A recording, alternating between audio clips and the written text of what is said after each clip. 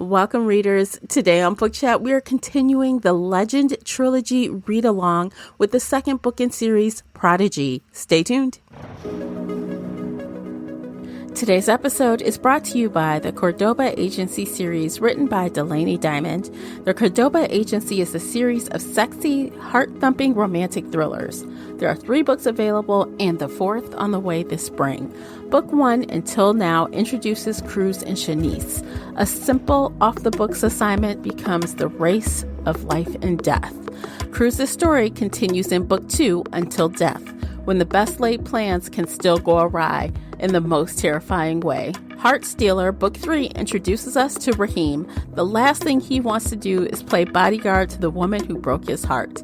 Book 4 in series will release this spring. The series is available now in print and audiobook from your favorite bookseller. Buy Delaney Diamond's audiobooks direct and get up to 50% off. Visit DelaneyDiamond.com to take advantage of that Authors Direct audiobook discount. The link is also in the show notes.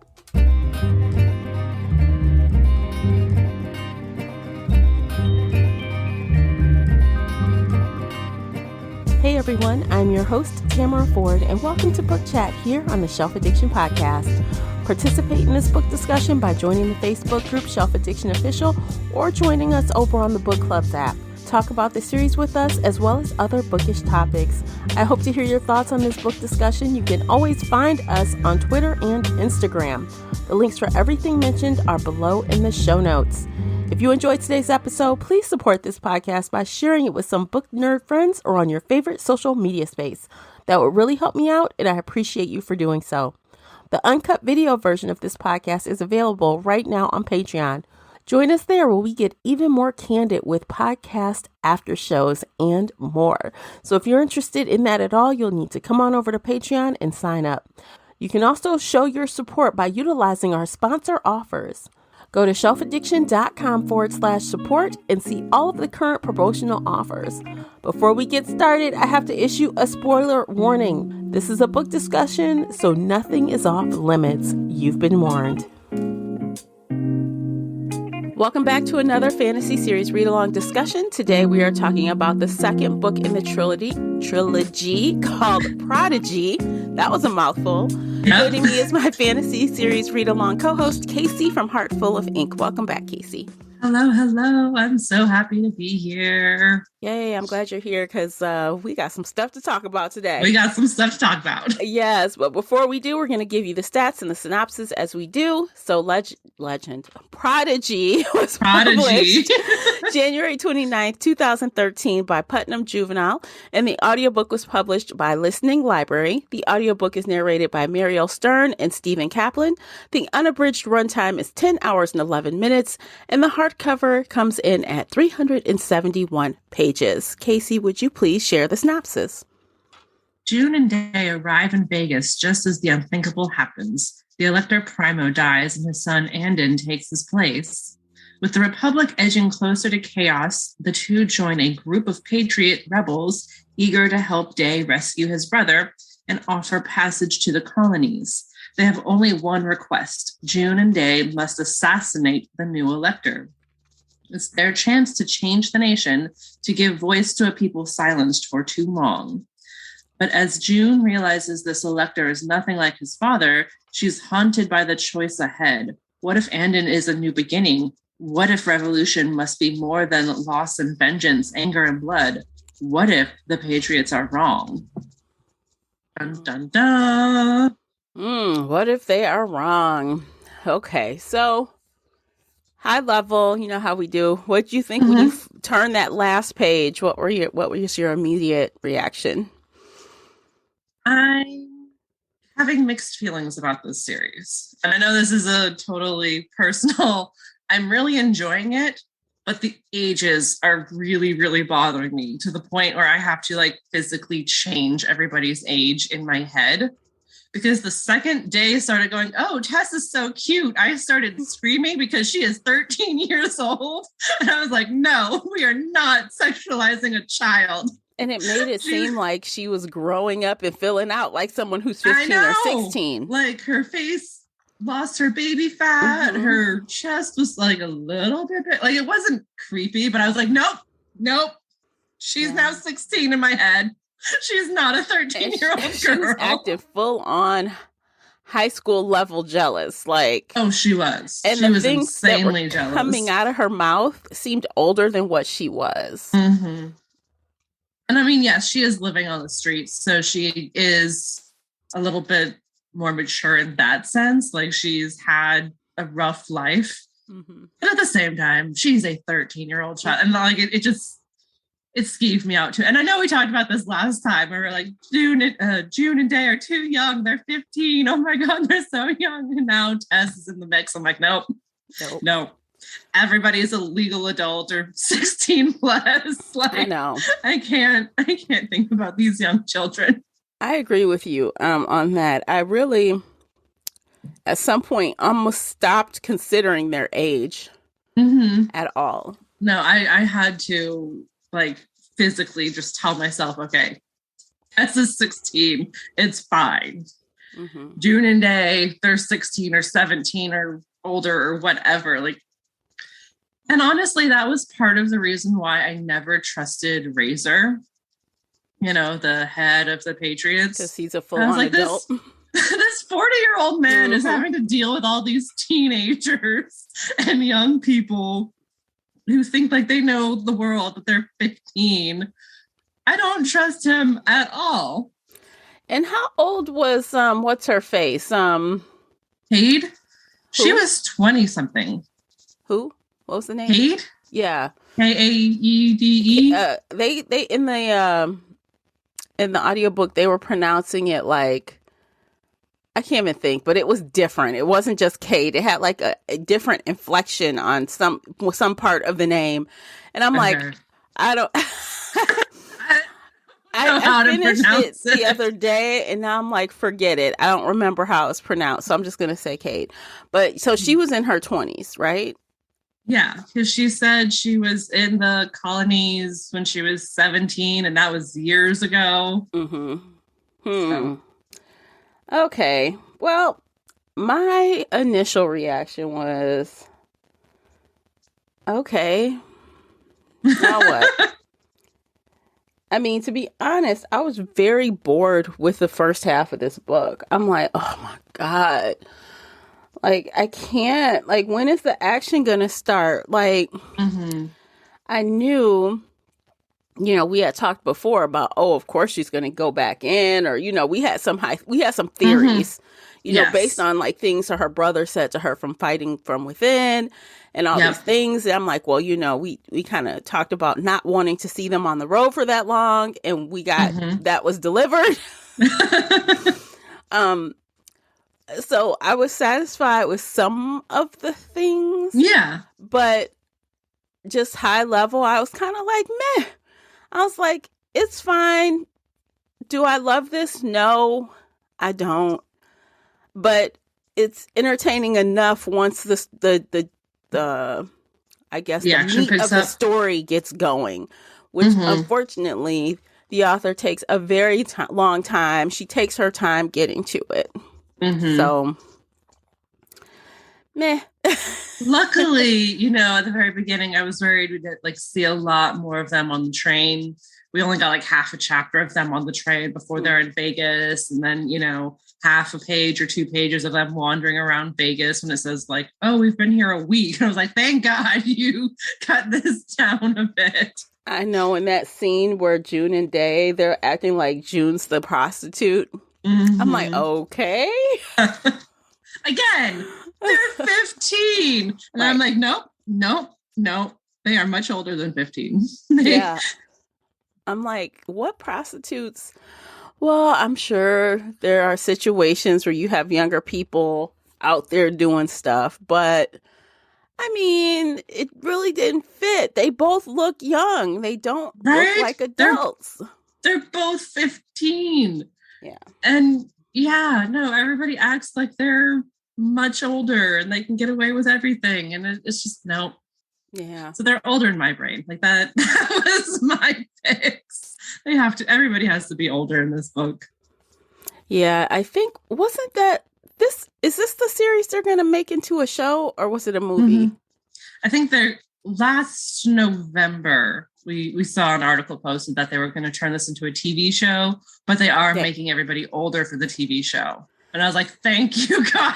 Yeah, they have to age them up. And I feel like the article even told us the ages. I think it said like 18 or 19 or something. I think it was, yeah. Which is good. Like, that's the age they need to be for the story. Honestly, I would be okay with them aging them even a little bit more. Like, say, 20 and 21. Giving us a little bit more grit. That would be nice. Like, really, not to just outright change the book, but change the book. Like, if you're going to make some significant changes, make it count. You know, you want to grab... Yes, this was a very popular trilogy, 10 years ago, right? 9 years ago.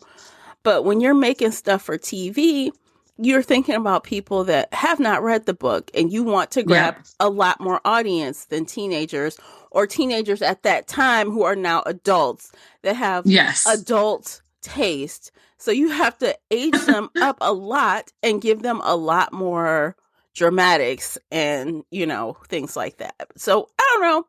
We'll see what they could do, but they've got a long way to go to transform these books into something that adults, even 20-year-olds or 25-year-olds would find appealing.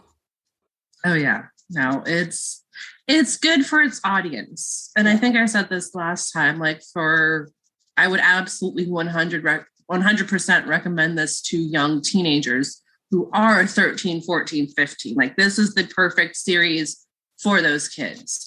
I don't think I would recommend this to adults or even people in their early 20s unless they want something a little lighter and softer. Yeah. We're used to grittier stories. We want that grit. We want that angst. We want all of the drama, but with, you know, not baby-faced teenagers. No. And I mean, to be fair, when I was reading at the height of my YA dystopia reading, I was like in my early 30s. I was like 30, right? But I was enjoying it because I guess that was just the zone I was in. But when it was done, right? Yeah. I really didn't gravitate to those type of books after that at all, barely. I barely read them. And I think this falls in that category. If I was reading this like on the tail end of Hunger Games and Divergent and all the other ones I was absorbing 10, 11 years ago, I probably would have loved this book. I might have had a different opinion on it than I do now, to be fair. For sure. Like, I read the first book 10 years ago and I loved it. And I always meant to come back to it. And I think I would have enjoyed this book a lot more 10 years ago. Because that was sort of the vibe, that was the genre, that was, you know, it's a good book. It's just not what I want to read right now. And, you know, aging everybody up in my mind helped me enjoy it a lot more because it wasn't creepy, because it was like, okay, yeah, no, these are teenagers doing their thing. I wish there was a little less insta love. I wish there was a little less jealousy, but, you know, 16-year-old girls are going to be jealous. Yeah. And that's the thing. You mentioned insta love. I'm like, okay, well, I guess maybe on Day's half there was insta love, but June wasn't quite. I think she liked him a lot. She did. She really likes Aiden or Aden, whatever his name is.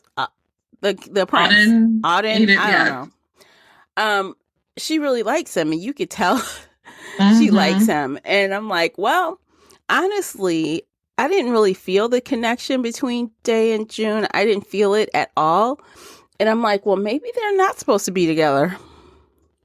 I mean, that would be a fun twist, because typically you don't have that kind of twist.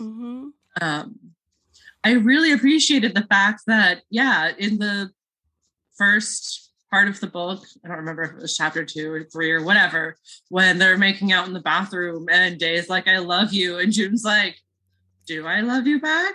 Do I just feel like I owe you? Right. Why I want to be with you, but is this actually love? She like, I don't know, so I'm not gonna say nothing. Okay. But then, the last chapter, the last page, they're kissing each other goodbye. And she's like, no, he's my everything. I do love him. Dramatic. He's my sun and my moon. I was like, oh my God, you are such a teenager. That's some bullshit. I'm like, in 2 days when you hanging out with the prince guy, or whatever his role is now, not precept, whatever. Oh God. Primo elector. Yeah. When you're hanging out with him, spending all your time with him, day is going to fade. Mm-hmm. Because you've really only known him like a month. You're going to spend the rest of your life with this politician guy. Yeah. And you think he's cute. And I saw that coming in the first book when he like kissed her. I'm like, oh man, here we go. Here goes another. Oh yeah. It's gonna be a triangle, and I guess it's gonna be like what, a 2-sided triangle? Because on this side he's got Tess swooning after him, and on this side she's got Aiden. I don't know. Good Lord, me and names. I'm sorry, y'all. I'm sorry. But I will be furious if she kills off Day just to close out that love triangle and push June in with the politician. Just be like, all right, it's done, it's over. She had her time with the rebel and now he's dead and everything's good and happy. Like, no, that is such a cop-out writing, storytelling thing. Like, I hate it so much. Yeah, I don't think she's going to do it just because, I feel like The Hunger Games was the only book the only trilogy, in my opinion, that kind of went against the grain with the happy endings. You know what I mean? Mm-hmm. So like so many of these books, they may not be skipping off together, but they've defeated the bad. They skip off on their own way or together, or, no one really dies. Not really. No one, the main characters don't die. Yeah. So I have a feeling she hasn't gone against that grain. I mean, it would surprise me if she did. How it feels right now, I mean, because Cara Day, I think that's how they pronounce it. Cara Day? Cara Day? I don't know. That's how the narrator pronounced it. When she died, I was like, oh, they killed her. But she was like, not a major character. She came around here and there. She's like a secondary character.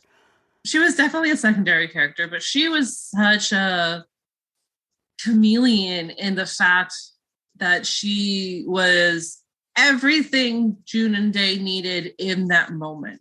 Because remember back in first one when she was a bartender and then she was the fighter, and like she was just the what I call as an editor the cardboard cutout of just the character who's there to push along the main characters. Like she had no no real agency in her own life, because she's just appearing whenever they need her. Yeah, and giving Day a clue that Tess may like him, and suddenly, I know how to fly this helicopter. Yeah, I'm from the colonies and I can fly this jet. Like, and you were bartending in Los Angeles and fighting because right. But now you're in Vegas. Now you're like kind of the right-hand man for Razor, who's supposedly, the head of the Patriots. And yeah, she seemed pretty far down the food chain to suddenly be the right hand, And but she was there. And that's what I would call a cardboard cutout character who's literally just there to help move along the main characters. And she changes depending on what they need, from bartender to fighter pilot. And now she's not useful anymore, so let's kill her off. Be done with her. Well, I wonder sometimes, like, I guess she doesn't really need her. You're right. The author doesn't need her character anymore, but I'm sure she wanted to have something that was impactful or something. Yeah. And that was a good throwaway character. Like, it's fine. Because guess what? She can create, as you say, another cardboard cutout, right? We can find another one to finish out this book. The series.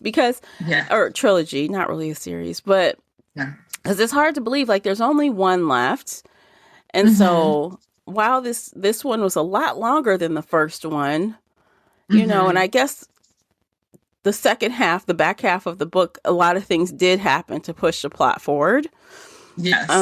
So it's going to hopefully be a breakneck speed on the third book to get everything done. But maybe not. I don't know. I don't know. Like, I could see it going really, really slow, except for the fact that Day is dying because he has that chip or something implanted in his brain. Unless there's a miracle and he lives. Unless there's a miracle and he lives. But I don't know. It feels... And he didn't even tell her. So it's that whole... why is Day not wanting me? Why didn't he want to try to be with me? And then somehow she's going to find out about the chip. Mm-hmm. It's going to be this whole thing. And then he's going to live anyway. I feel like he's going to live anyway. I hope so. Like, I truly hope he lives. And I kind of want them to be together at the end. Like, I think that would be really cute. Is it realistic? No. But again, I'm aging everybody up in this book. So what is realistic anyway? I don't know. I don't feel the chemistry. I don't feel it at all. Like, I think it's there for me, but it's yeah. Like, I think it needs to grow a bit. I want them to like go off on their own and spend some time together, just being happy and not running for their lives. Because there's a lot of, adrenaline rush kisses that they share. I don't think that's going to happen because, okay, so if we think about what needs to be done in the third book, right? So Andon, that's his name. Got it finally. Andon. Okay. Now he's kind of got the one up as far as the power, but the council is still going to be trying to take him down. Like, they don't want him. Yeah. They still have to deal with the colonies that don't want them to be, there, thriving, separated. So there's a lot of drama. And in the midst of that, I do feel like June is going to be all up in Andon's face. Like, they're going to be falling in love as well or something. She's going to be constantly like, oh, Dare. Or Andon, I don't know. That's what she's going to be doing for most of the book. So I'm like, I don't know. I feel like it would be a cop out to put them together in the end. I want something different for them. But I want them both to live. Interesting. Yeah. Would you like to see Tess end up with Day? I don't know necessarily. I think I would be okay with her finding someone else and getting over him.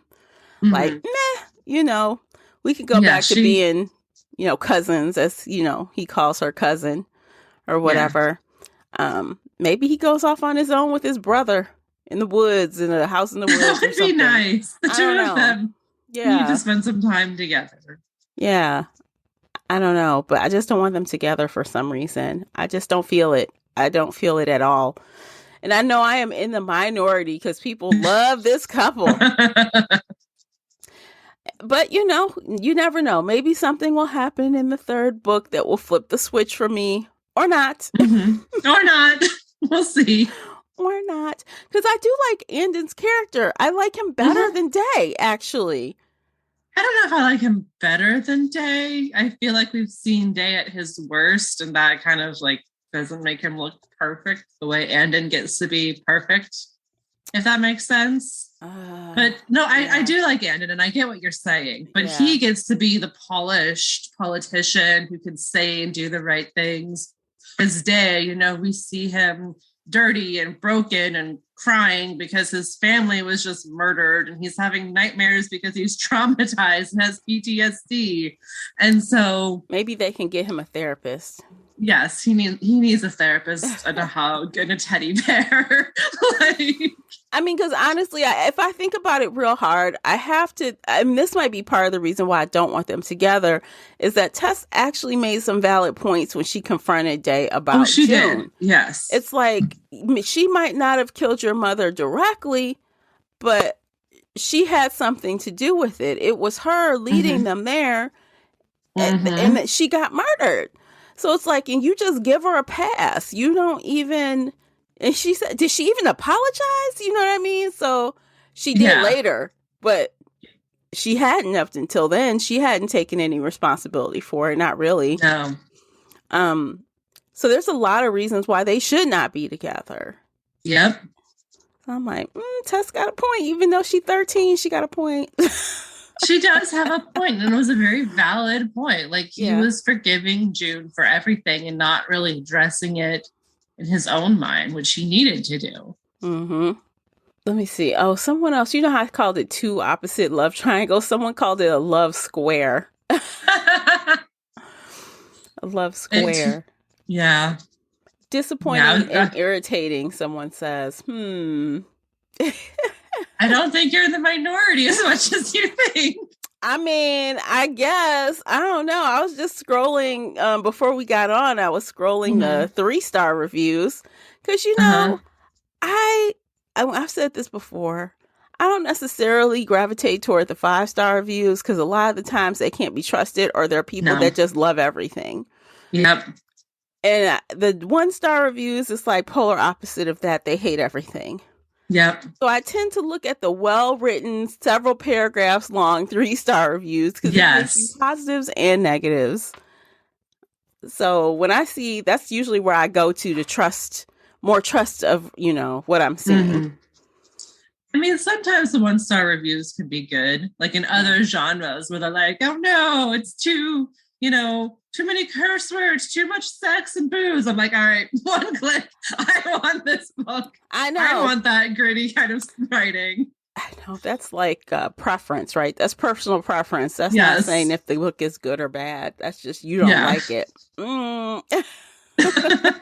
I'm like, more cursing? Great. I'll take it. More cursing. Let's do it. Stabbing, murdering. Let's do it.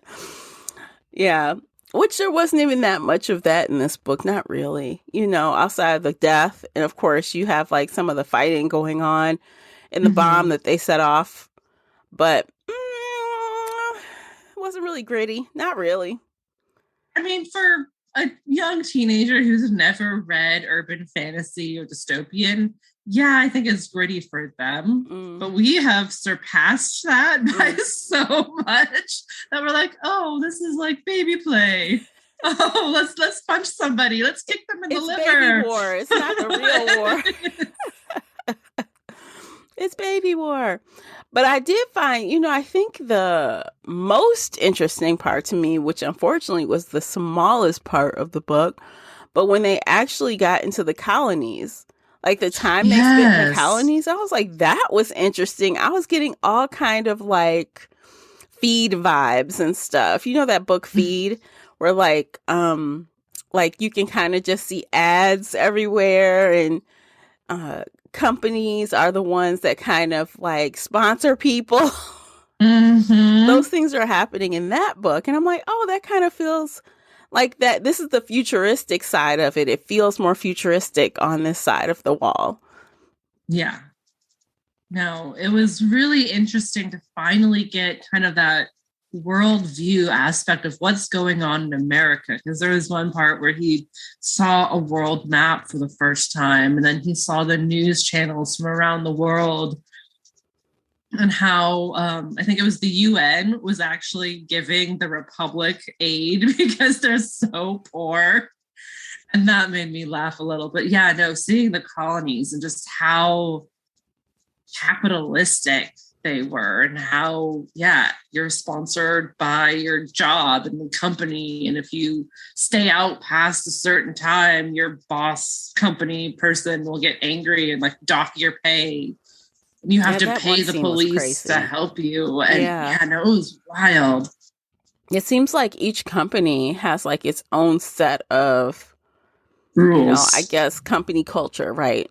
So like that one scene where the woman, you know, she called the police because her apartment had been robbed and she needed help, and she couldn't pay the police for help. Yeah. So they were like, well. Bye. Like, see you later. But help me, please. And they're like, what company do you work for? Whatever. Where, you know, and she says, and they say to her, well, that company, I don't remember the company's name, they don't approve of people being out past curfew or this time or that time. So, and like there was a scene earlier when Day and June first and someone approached them, and what you know, company, and June spits out one that she saw. She's like, oh, you're in the wrong area of town. You guys are wrong. Have you not gone for She's like, you got something. Yeah. Anyway, and then she spits out her what company taglines or whatever they sell. It was so weird. I'm like, it gave me all those futuristic type vibes. Like the opposite of everything in the Republic. Yep. I thought it was really interesting that both sides also like truly hate refugees, because June would talk about how if anybody crossed over, the military would go hunt them down and kill them. But if anybody went over to the colonies, they kicked them right back out or killed them or did something. And I'm like, that's such an American. Yeah, let's hate the refugees, even though we're all Americans. Yeah. Let's hate each other. I mean, at least the colonies had like a refugee camp, at least, where they would it seemed like they put them through some kind of process. And if they were wrong or something was wrong with them, they would shoot them back over there. Like, get out. We don't want you for whatever reason. Yeah, it's so weird. Like, they even told the story about how they wanted to go west and they built a wall to keep them from going west. So the Republic was like, F you, don't come over here. They boarded themselves off. And then they started so the colony started building the tunnels. Yeah. And then the opposite started happening. People from the Republic were like, we don't like it over here. We want to go east. And then they were like, screw that. We're going to start closing off these tunnels. Don't come back.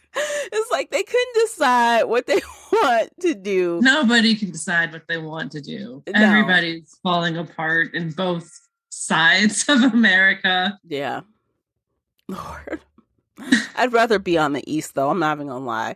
I'd rather be on the east where I have to pay the police than on the west where I have to take tests and possibly be killed.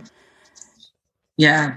For not performing high enough or being poor or whatever. Yeah. If you can be rich on the West Coast, you're set for life. It's good. It's fine. But Yeah. No, if you're poor, forget about it. Forget about it. Well, I guess maybe I might not have anything to worry about because I claim that I'm going to be rich forever. So you can put me anywhere and I'm rich. Okay, I'm rich, bitch, as they say. I'm going to be rich. I refuse because I will not be. I'll be running across those tunnels so fast. I'm telling you. I can't do it. But they make people so fearful of the opposite side that only a certain type of person tries to venture the other way. Yep. Propaganda on both sides, really. On both sides, yeah. Nobody really knows what's truly going on anywhere. The UN is trying to help where they can, but they can't really do much of anything. I did like the one line about Africa and how it grew and expanded and became the new world leader, what America used to be. And I was like, oh, good. Yeah. Something good came of this because all these white people are batshit crazy. Just killing each other. Leave it to America to end up cracking in half, basically, right? Really? Okay. But that seems like what we do even today. Yep. All the time. So it's again, these dystopia stories, they tell the same story over and over again. It's we must not ever learn because the inspiration for this came from somewhere. Yeah. Oh, yeah. No, we're in the same crazy ass cycle as we were 10 years ago. I might be on the first plane smoking.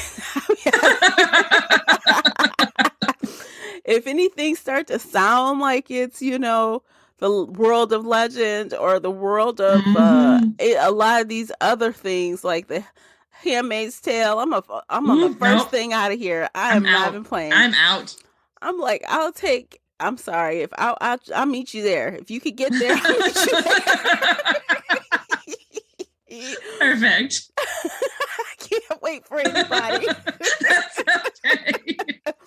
Look, at least I'm deep in honest. the South. I know you're close to the Canadian border. You'll get over. I'll make a run for the border like Taco Bell. I swear I'll be in Canada in 20 minutes. I'm not playing. It might take me 20 hours to get there, but I'll try to get there as fast as I can. Yes, that's funny. But that's what these books remind me of. It's like all of them. They all kind of have this bite of reality, which actually makes it more of terrifying. A horror. Yes, it's absolutely terrifying. Maybe that's why we have to have some love squares and triangles in there to soften the blow. I don't know. Yeah, to play up the other angst, to focus on the different drama, to focus on, love and hope, and forget that the world has fallen apart and that we're all stuck in this hopeless hellscape. Oh my God, a hellscape is right. Okay, y'all, you know what? Take a break. We're going to take a break. Get a drink, before you fall into this hellscape. I got my water right here. I have my water too. So we're going to take a quick break. Check out the commercials. By listening to those, you are supporting the podcast. And if you feel like using your fingers to click on your phone, go ahead and check out the book review journal and book review notebook, available now on Amazon. Designed completely by yours truly. I even did the cover art. I worked so hard on them. So cute. I love my copy. Oh, thanks. All right, guys, check those things out, and we'll be right back. Stay with us.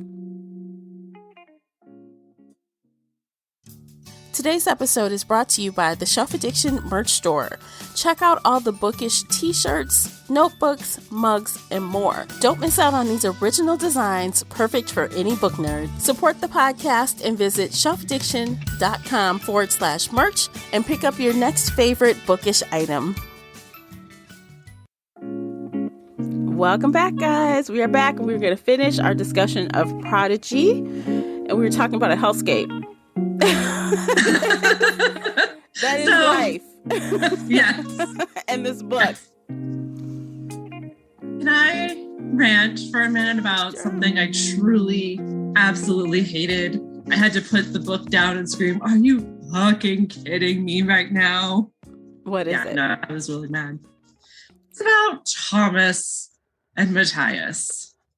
June's murdered brother and his murderer, who were somehow in love. I know. I'm like, where did that come from? What the actual fuck is this? Right. No. Yeah. That seemed like out of left field somewhere. Like, it does not make sense to who Thomas was in book one, because he was like trying to love on June, and we're like, this is really creepy, right? Yeah. Remember how he was pounding on her door in the middle of the night, begging to come in? Yeah. He was taking her on like dates and trying to kiss her. And I was like, and now all of a sudden she's like, wait, my brother was in love with you. Were you in love with him? You were? And you still murdered him? And I'm like, no! The drama of it all was high enough. The fact that he murdered his friend, his good friend. Damn near his best friend, seemed like. But to take it one more level into like that, gay, no. It wasn't I'm all needed. for gay representation, but please don't kill off our gays. Please don't make the gays murderers.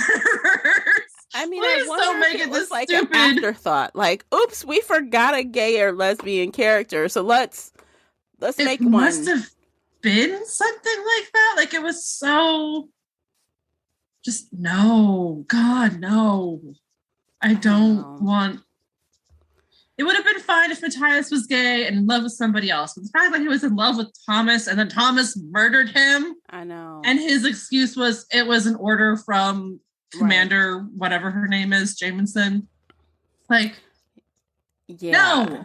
I agree with you. That is just too much. I didn't like it either. And I feel like when I read that part, I kind of like eye roll, like, what? Yeah, it was a pointless addition. It did not make sense. It did nothing to the plot. It didn't change the fact that Matthias is still dead. Yeah. Thomas did not need to be his boyfriend. Like, no. Yes, Matthias can still be gay.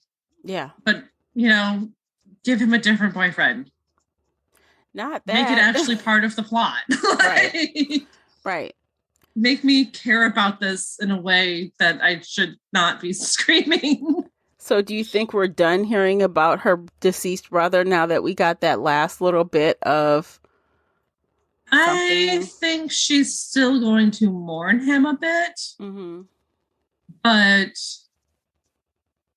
I hope this plot line is closed. Like, I hope, well, maybe now that she's back in the, inner circle, she's going to meet Thomas, because maybe he's being pushed up through the ranks.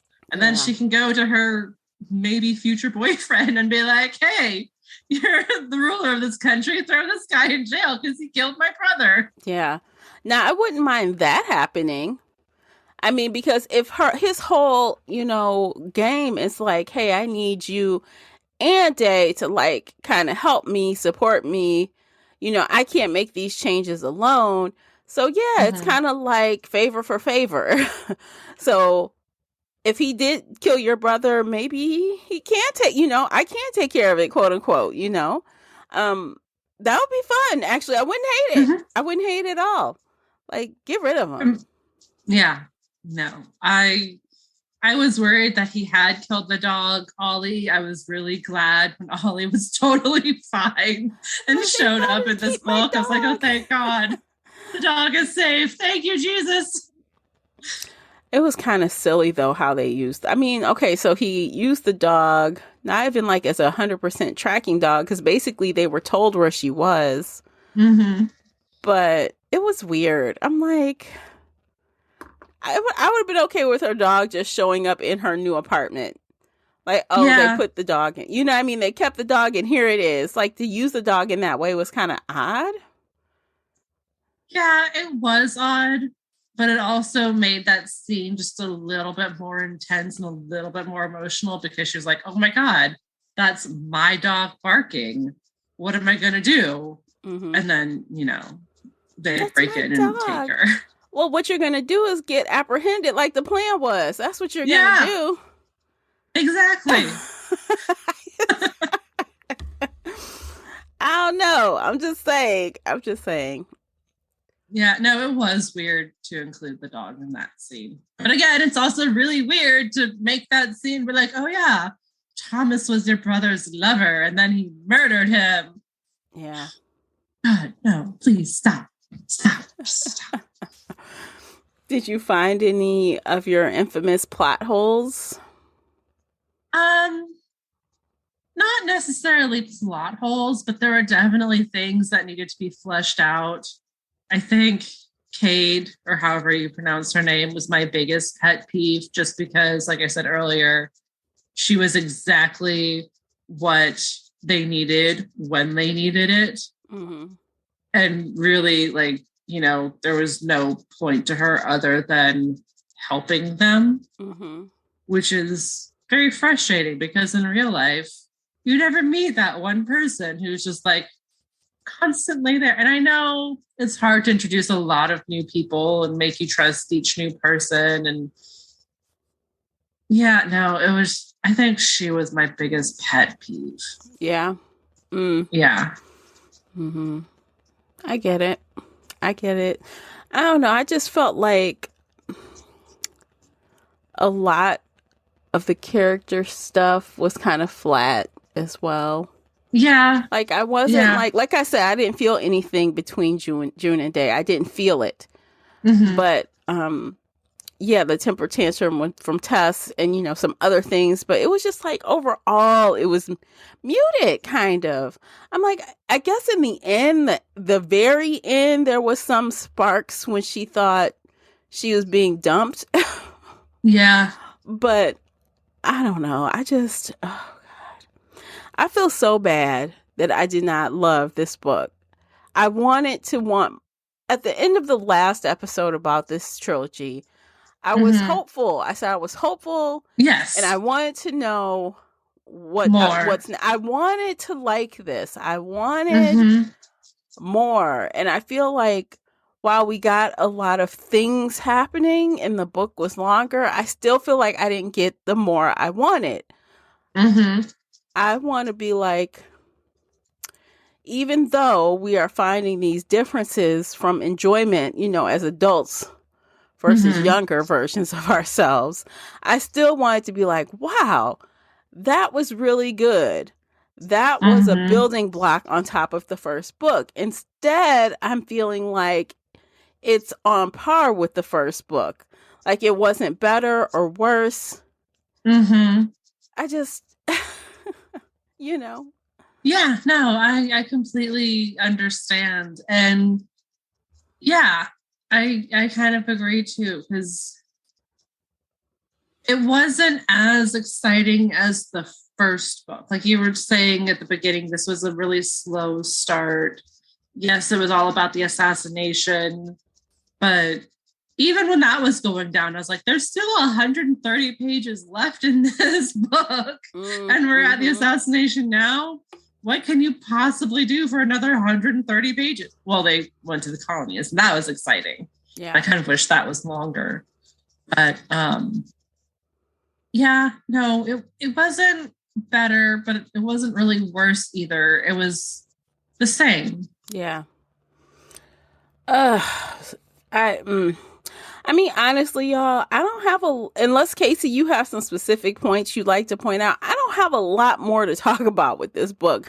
I feel like I said, it was longer than the first book, but it was like each little segment was a whole lot of nothing. Not nothing, but it's hard to explain. Like it was more to read, but it didn't feel like there's more to talk about. Some cases were necessary. Like there was a lot of moving pieces, whereas before, back in book one, it wasn't as moving, if that makes sense. Because at the beginning they're going they're going to Vegas, and they have to go around finding people, and they have to go on the ship and go to Denver. Then once they're in Denver, then they're splitting up and everybody's in different places, and we're heading towards this assassination, and so I mean, I understand why it was necessary. I don't know if I would necessarily cut it down. It was what it was. Yeah, it was what it was. I mean, it's a bridge, but I almost wonder, just talking out loud here, I almost wonder if they had just made the book one bigger, and maybe the assassination point could have been the cliffhanger, and then just make a second book, like a duology instead of 3 books. I don't think it would have fit in book one unless it was closer to 500 pages. Because book one was short, but there was a lot more setup towards this assassination that, they had to meet the Patriots, because the Patriots were such a huge influence in all of this. And we needed to, one, trust Razor and believe in him, and then slowly realize, he's Although not. I never trusted him. I didn't either. As soon as they walked into that really fancy apartment, I was like, no way, this guy, nope, I don't trust him. Yeah. He's not working for the colonies. There's no way the colonies have this kind of money just to feed you. Yeah, and spoiler alert, in case you did not know what was going on in this book.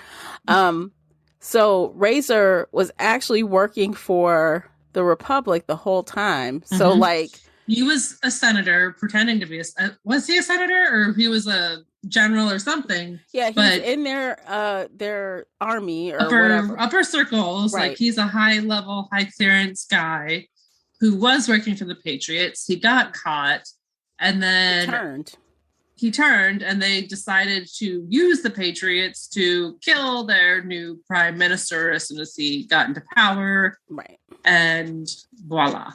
And try to take power. And of course, it turns out that he wants to be the new head guy. And I'm like, what? This though? Okay. I mean, that made sense for me. Because, like I said earlier, But he's a grown-ass second man. or third in command. Like, he seems in my opinion, I could be wrong, but he seems like he's too far removed to actually sit in that seat. Yeah, no, he's definitely too far removed. But from the point of view of like, why is this random person trying to assassinate the ruler? Oh, he wants to be ruler? Yeah, that makes sense. But yeah, no, if you think about it logically, there would probably be their election. If he was on the council, okay, maybe I could see that maybe a possibility. But he's just too dark. I mean, he was high up. He was the one who was handpicking all of the guards for Andon. Like, he was in that inner circle. So he's not necessarily like vice president, but they don't have vice presidents. He's like the head of the Secret Service. Who the head of the Secret Service is not going to fucking be president. I don't care how bad he wants it. You know what I mean? Like, yeah, someone on the council would be before he is. That's like, it just doesn't seem right to me. No, that does make sense. What you're saying was right. Yeah, no, as soon as they walked into his apartment in chapter 2, and it was like super rich and fancy, and June was all like, this costs thousands of notes, and this rug costs 6,000 notes. And I was like, oh, so he's, a spy or actually working for the Republic or whatever. Like, yeah, he's getting paid. That's for sure. Yep. That's why they didn't care about the money, because it was all, being recycled through the government. Exactly. So, yeah. So I did listen again on audiobook. I enjoyed the narrators for the most part. I was awake. It kept me awake. That's good. No one fell asleep. So that's good. I did listen. I listened at my base speed of, I think, 1.5. Mm-hmm. So it was all good. I was happy to see the same narrators back again. Hopefully they will be in the third installment as well. Just keep the same people. I got used to their voices together. I liked it. It was good. That's actually the best part with the audiobook. I'm such a hater. At least you're enjoying it. I'm such a hater. If you hated their voices, if you hated the narration, then that would make everything much worse. So. I mean, to be quite frank, like, I would be so sad if I hated the narrator's voice, because I would have to switch to reading it. And to be honest, I'm way too busy to actually sit here and read a book. So that is why audiobooks have been like my staple for the past year, because I can do a bunch of other things at once. But if I actually have to like sit here and read, I feel like it's taking time away. Now, who knows? Maybe we'll get a different vibe. Maybe I might like it more or less. I don't know. But to me, boredom is boredom. Like, for example, like I said, it was slow in the beginning and I was kind of like struggling with it, but the narrators weren't awful. So I was able to get through it. Without them, I don't know what would happen. Well, there's only one book left, so you have to do this one more time, and then we can run away. I know, I'll be running away. But I want to say again, I feel like maybe, I don't want to get too excited. I mean, maybe the end could be spectacular, maybe not. I don't know. I want to remain hopeful, but I'm feeling a little less hopeful than last time. I mean, wanting to remain hopeful is good. We've had some series where we're just like, no, we're done. We hate this. We hate everything. Yeah. And it's, torture to read the next book. So at least we're hopeful. At least you have something to look forward to with the next book. That's really all we can say. So let's rate the thing. You ready? Yeah. Okay. I'll go first. So my rating is 3 out of 5. It's a solid 3, like last time. Didn't love it, didn't hate it. Right in the middle.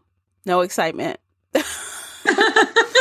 But, it's not bad. And I do recommend it for those. Like, if you're just now if you were you missed the bus. Your head was buried in the sand back during this dystopian days. in that era and you're just now getting on the bus, then I think you will like it. I do. So it's worth checking out. But if you've been there, done that, you could probably skip it, honestly. Yeah. No, I'm right there with you. 3 stars. Like, it's a really good and solid book. It's well written. Her characters are kind of flat. I wish Kate, or however you pronounce her name, was better, or 3 different people at once. Yeah. And like I keep saying, I will recommend this book to young teenagers. Like, absolutely, 100%. If I know any 13, 14, even 15-year-old kids, maybe 16, like teenagers. Yeah. Read this book, read this series. I think they will really enjoy it. I think it is absolutely written for them, and it would hit all the right notes for them. And maybe somebody who missed the dystopian ride way back 10 years ago, I might recommend this for you too. Like, it's well written, and I will recommend this to some people. But am I going to reread this? Probably not. Oh, I know. Am I going to, rave about it or think about it for the next few days? Probably not. Now that I'm done, I'm going to put it down and go find something else to read. Oh, yeah. I've already got my next book lined up. So, good. Next month, we are going to be talking about the finale, Champion. So we know Day is the legend, June is the prodigy, and who will be the champion? Okay, that is the question on Goodreads. He is a legend, she is a prodigy. Who will be champion? We shall find out. So it sounds like they are back on opposite sides again or something. That's what it sounds like just from that.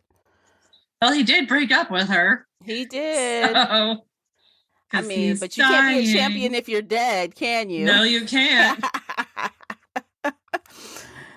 So we shall see. We shall see what happens. Come back one more time. And even if you don't read the book, come back and hear us talk about it, because, we'll have some stuff to share for sure. And hopefully I will sound much more excited and happy next month. We shall see. Flip a coin. Let me know what you think. And if you've read it, if you've already read Champion and you think there's a chance I might like it, leave me a comment. Give me that inspiration. I think you'll like it. But if you think I won't like it, don't say anything. Don't destroy her hope yet. Right. Don't destroy my hope. Right. Okay, so I guess we're done. What do you think, Casey? I think we're done for today. All right. It has been a blast. Thanks so much for listening to the episode, guys. We appreciate you for being here. And join us over on the Facebook group or in the Book Club's app. And you can talk about these books with us live during a book club and get different point of views other than ours. Yep. And you can share your own points of view. If you really love it, come tell us. Yeah, exactly. So maybe we'll see you there. And if not, we'll see you right here on the podcast next month. Until then, take care of yourselves. Bye, guys. Bye, everybody.